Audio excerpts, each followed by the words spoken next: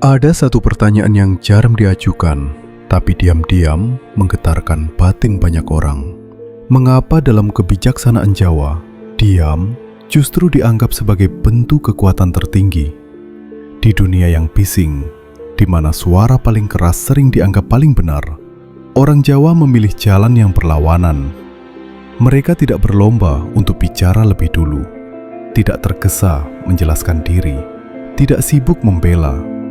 Mereka menyimpan sesuatu, dan yang disimpan itu bukan kelemahan, melainkan tenaga. Konon, dalam laku hidup Jawa, ada keyakinan halus. Sing akeh omong, sithik dayane. Yang terlalu banyak bicara, seringkali justru kehilangan daya batinnya. Diam dalam pandangan ini bukan kekosongan. Diam adalah wadah. Tempat di mana pikiran ditenangkan, rasa diperdalam, dan kehendak disucikan sebelum dilepaskan ke dunia. Coba perhatikan para tokoh tua di desa-desa Jawa. Mereka jarang berbicara panjang, namun sekali bicara, kata-katanya menetap lama di dada. Seolah setiap kalimat telah melewati saringan batin, ditimbang dengan sunyi, lalu dilepaskan hanya ketika perlu. Ini bukan soal sopan santun semata. Ini adalah ilmu hidup.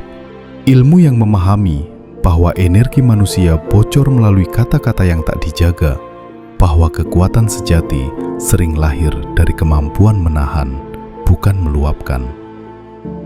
Dalam video ini, kita akan menyusuri makna terdalam dari diam menurut kebijaksanaan Jawa, bukan sebagai sikap pasif, melainkan sebagai laku spiritual, strategi batin, dan bentuk penguasaan diri yang halus namun dahsyat. Kita akan menyentuh jejak sejarahnya, menyingkap filosofi di baliknya, dan perlahan memahami mengapa ajaran ini tetap relevan di zaman modern yang serba cepat dan reaktif. Mengapa orang Jawa percaya sebelum seseorang mampu menguasai kata-katanya, ia belum benar-benar menguasai dirinya? Dan mungkin di akhir perenungan ini, kita akan bertanya pada diri sendiri, berapa banyak kekuatan kita yang hilang hanya karena kita terlalu cepat berbicara? Untuk memahami mengapa orang Jawa menyebut diam sebagai kekuatan, kita harus mundur ke masa ketika pengetahuan tidak ditulis untuk dibaca semua orang, melainkan disimpan, diwariskan, dan dialami. Kebijaksanaan Jawa lahir dari pertemuan banyak lapisan peradaban, animisme tua Nusantara, filsafat India, kebatinan lokal, hingga pengaruh tasawuf yang datang perlahan dan menyatu tanpa suara. Dari pertemuan itulah muncul satu benang merah, pengendalian diri lebih utama daripada penaklukan luar. Dalam teks-teks Jawa kuno seperti Serat Wedatama, Serat Centini, dan ajaran Kejawen, diam tidak pernah dimaknai sebagai ketiadaan. Diam disebut sebagai tapa tanpa gua, puasa tanpa lapar, dan doa tanpa suara. Sebuah latihan batin yang tidak terlihat, namun hasilnya terasa. Orang Jawa menyebutnya meneng, bukan sekedar tidak bicara, tapi menutup pintu luar agar pintu dalam terbuka. Dalam filsafat Jawa, manusia dipercaya memiliki daya, energi halus yang menentukan wibawa, kejernihan pikir, dan ketajaman rasa. Daya ini tidak bertambah dengan banyak bicara. Justru sebaliknya, ia terkuras oleh kata-kata yang lahir dari emosi, kesombongan, atau keinginan untuk diakui. Karena itu, para leluhur Jawa menempatkan diam sebagai bentuk laku prihatin. Sama seperti menahan makan untuk membersihkan tubuh, menahan bicara diyakini membersihkan batin. Ada pula konsep eling lan waspada, ingat dan sadar. Eling tidak mungkin lahir dari kebisingan, waspada tidak tumbuh dari reaksi spontan. Menariknya, ajaran ini tidak pernah diajarkan secara frontal. Tidak ada khotbah keras tentang harus diam, justru sebaliknya. Ia disampaikan lewat simbol, peribahasa, dan teladan hidup. Karena dalam pandangan Jawa, ilmu yang terlalu mudah diucapkan seringkali kehilangan kesaktiannya. Inilah sebabnya mengapa pengetahuan ini sering disalahpahami. Di zaman modern, diam dianggap kalah, tenang dianggap lemah, tidak membalas dianggap tidak mampu. Padahal bagi orang Jawa, diam adalah tanda bahwa seseorang sudah selesai dengan dirinya sendiri. Ia tidak lagi butuh pengakuan cepat, tidak tergoda membuktikan apa-apa. Ia memilih menunggu saat yang tepat karena tahu waktu adalah sekutu orang yang tenang. Ada satu pepatah Jawa yang jarang dijelaskan secara mendalam. Banyu meneng, nanging jeruni jeru. Air yang tenang justru paling dalam. Pepatah ini bukan puisi kosong. Ia adalah peringatan bahwa kekuatan sejati sering tersembunyi di balik ketenangan. Bahwa yang paling berbahaya bukan yang ribut, melainkan yang memahami kapan harus berbicara dan kapan harus menyimpan. Pengetahuan ini perlahan memudar karena dunia berubah. Kita hidup di zaman di mana kecepatan lebih dihargai daripada kedalaman. Opini lebih penting daripada kebijaksanaan. Respons cepat dianggap cerdas, meski sering lahir tanpa kesadaran. Namun justru disitulah ajaran lama ini menjadi relevan kembali. Karena ketika dunia terlalu ramai, diam berubah dari kelemahan menjadi senjata batin. Dan pertanyaannya sekarang bukan lagi apakah diam itu penting, melainkan apa yang sebenarnya sedang kita lindungi saat kita memilih untuk diam. Untuk memahami diam sebagai kekuatan, orang Jawa tidak memulainya dari logika, melainkan dari rasa. Karena bagi mereka, hidup tidak hanya dijalani dengan pikiran, tetapi dengan kepekaan batin yang terus diasah. Bayangkan sebuah kendi tanah liat. Selama ia kosong, ia hanya wadah biasa. Namun ketika diisi air dan ditutup rapat, ia menjadi sumber kehidupan. Begitulah diam dipahami, penutup yang menjaga isi. Dalam lagu Jawa, kata-kata dipandang sebagai aliran tenaga. Setiap ucapan membawa sebagian dari daya batin seseorang. Maka semakin sering seseorang berbicara tanpa kesadaran, semakin bocor pula tenaganya. Itulah sebabnya orang yang banyak bicara sering terlihat cepat lelah, bukan hanya secara fisik, tapi juga batin. Diam bukan berarti tidak tahu. Diam berarti tahu, tapi tidak menghamburkan. Ada satu laku halus yang diajarkan secara tidak langsung, ngempet, menahan, bukan menekan emosi hingga membusuk, tapi menahan agar emosi tidak menjadi tuan. Dalam diam, seseorang belajar membedakan mana dorongan yang lahir dari ego dan mana yang lahir dari kejernihan. Disinilah diam menjadi wadah daya. Ia menampung amarah sebelum berubah menjadi kebijaksanaan. Ia menahan kesombongan sebelum berubah menjadi kehancuran. Ia menyaring keinginan sebelum menjelma keputusan. Orang Jawa percaya, keputusan terbaik jarang lahir dari suara yang tergesa. Ia lahir dari hening yang matang. Perhatikan cara para leluhur mengambil keputusan besar. Tidak ada debat keras, tidak ada adu argumen. Yang ada adalah menunggu. Kadang berhari-hari, kadang berminggu-minggu, hingga batin menjadi tenang dan tanda-tanda menjadi jelas. Mereka menyebutnya niteni, mengamati dengan sabar tanpa ikut campur. Dalam proses itu, diam berfungsi seperti malam bagi benih. Gelap, sunyi, tak terlihat, namun justru di sanalah pertumbuhan terjadi. Ada pula konsep tepas lira, kemampuan merasakan diri orang lain. Ini tidak mungkin tumbuh pada orang yang terlalu sibuk bicara. Tepas lira lahir dari mendengar, dan mendengar membutuhkan diam. Semakin seseorang mampu diam, semakin tajam ia membaca situasi, niat, dan arah gerak kehidupan. Namun diam juga mengandung ujian. karena dia membuat kita berhadapan langsung dengan diri sendiri. Tanpa kebisingan luar, suara batin menjadi lebih jelas. Luka yang lama disembunyikan muncul. Ketakutan yang tak pernah diakui mengetuk pelan. Disinilah banyak orang gagal. Mereka mengira diam itu damai, padahal diam adalah cermin, dan tidak semua orang siap menatap bayangannya sendiri.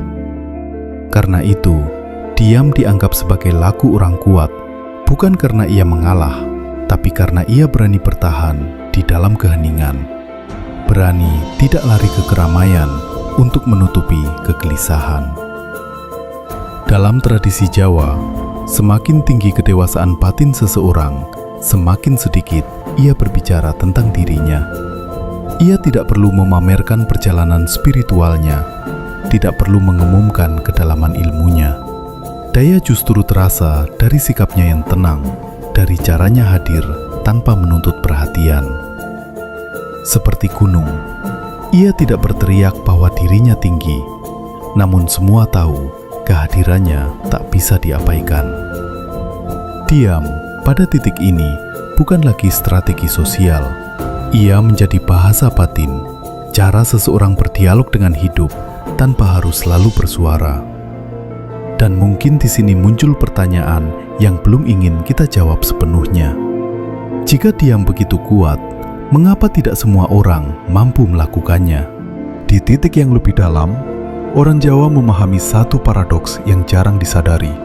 Semakin besar kekuatan seseorang, semakin kecil kebutuhannya untuk menunjukkannya. Inilah sebabnya mengapa diam bukan sekedar menahan kata, tetapi ilmu menyimpan. Dalam dunia kebatinan Jawa, ada keyakinan bahwa segala sesuatu yang diumbar sebelum waktunya akan kehilangan tuahnya. Padi yang dipetik sebelum masak tidak mengenyangkan. Buah yang dibelah terlalu dini kehilangan manisnya. Begitu pula niat, rencana, dan bahkan pengetahuan. Karena itu, orang Jawa diajarkan untuk menyimpan daya, menyimpan maksud, menyimpan arah. Dia menjadi semacam segel batin, bukan untuk menipu, tetapi untuk menjaga agar sesuatu tumbuh utuh sebelum dilepaskan. Banyak orang keliru mengira diam berarti pasrah. Padahal dalam laku Jawa, diam sering justru mendahului tindakan paling tegas. Para tokoh yang paling disegani bukan yang banyak mengancam, tetapi yang lama diam, lalu bertindak satu kali tanpa ragu. Di sini, diam menjadi bentuk penguasaan diri. Siapa yang tidak mampu mengendalikan lidahnya, sulit dipercaya mampu mengendalikan tindakannya. Ada mitos yang sering muncul, bahwa orang yang diam menyimpan niat buruk. Padahal, yang lebih sering terjadi justru sebaliknya. Orang yang terus bicara sering tanpa sadar membocorkan kelemahannya. Emosinya terbaca, keinginannya terbuka, arah pikirannya mudah ditebak. Diam membuat seseorang tak mudah dibaca, bukan untuk bersembunyi, tetapi untuk tetap utuh. Dalam filsafat Jawa, ini berkaitan dengan konsep sepi ing pamrih, rame ing gawe. Sepi dalam pamrih, ramai dalam kerja. Tidak sibuk mengumumkan niat, tapi sungguh-sungguh dalam perbuatan. Diam di luar, bergerak di dalam. Menariknya, ajaran ini selaras dengan kebijaksanaan spiritual yang lebih luas, bahwa keikhlasan tidak pernah ribut. Niat yang bersih tidak membutuhkan saksi, dan kekuatan yang sejati tidak menuntut pengakuan. Namun diam juga memiliki sisi gelap jika disalahpahami. Diam yang lahir dari ketakutan, bukan kekuatan. Diam yang digunakan untuk menghindari tanggung jawab, bukan kebijaksanaan. Karena itu, orang Jawa membedakan antara meneng dan mendem.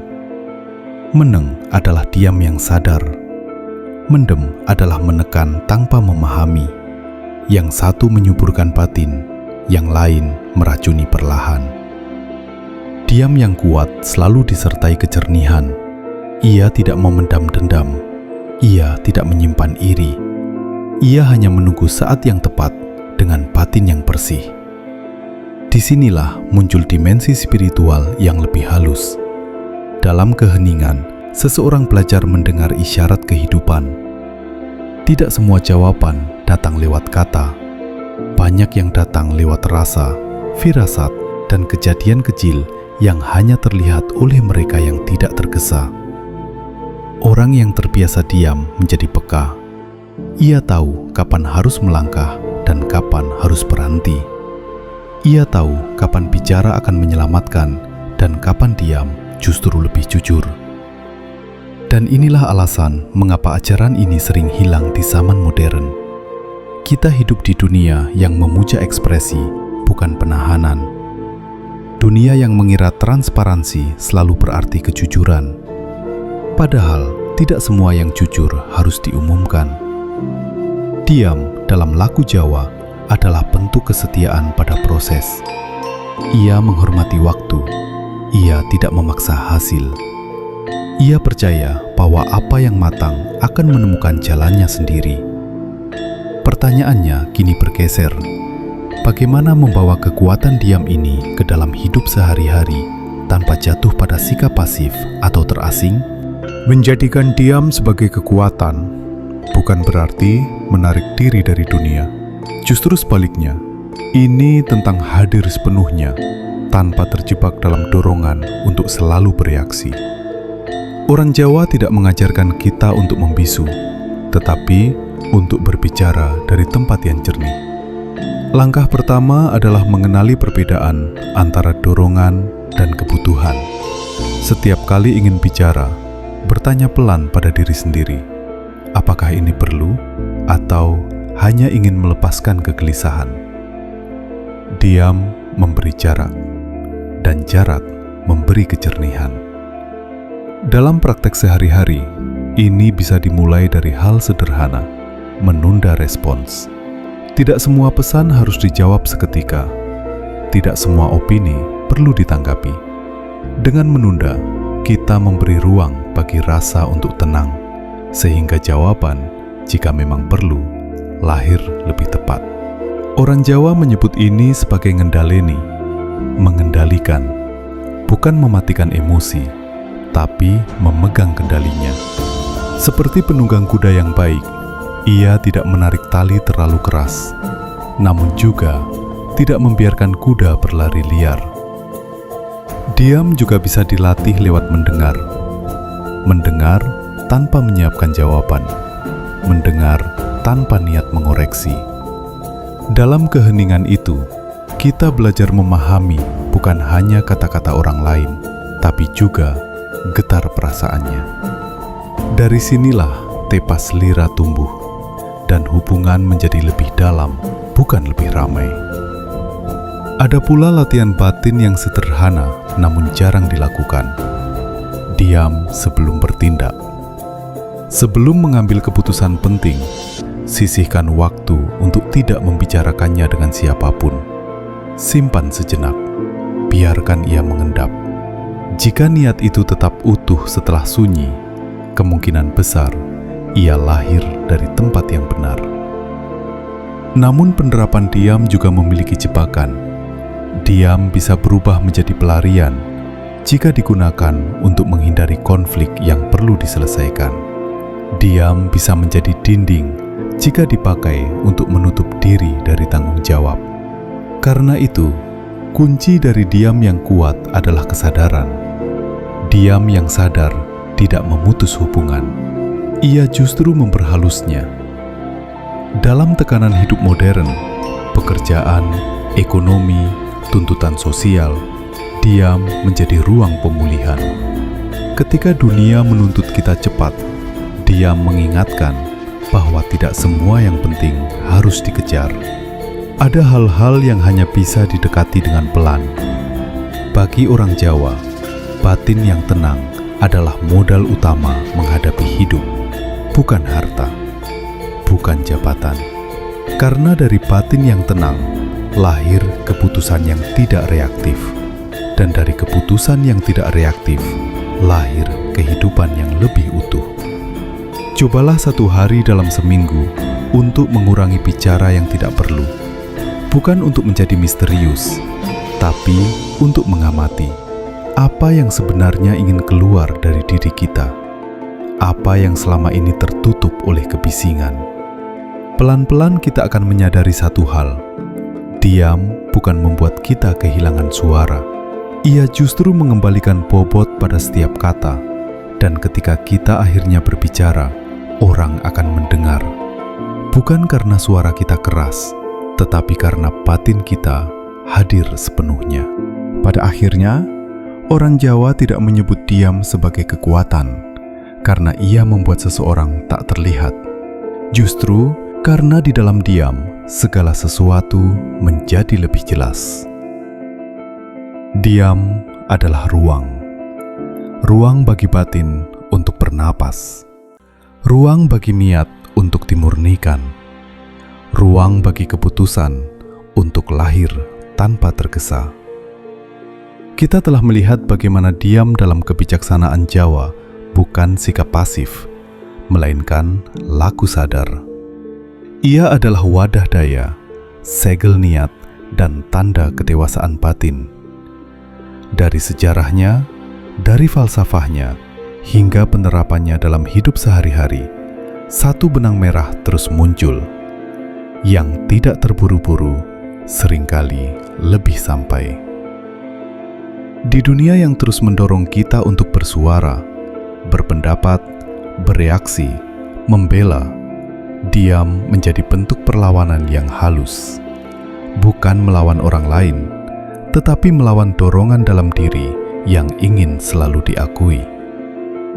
Orang Jawa memahami sesuatu yang jarang disadari manusia modern, bahwa tidak semua kebenaran harus diucapkan, tidak semua kekuatan harus ditunjukkan, dan tidak semua perjalanan perlu diumumkan.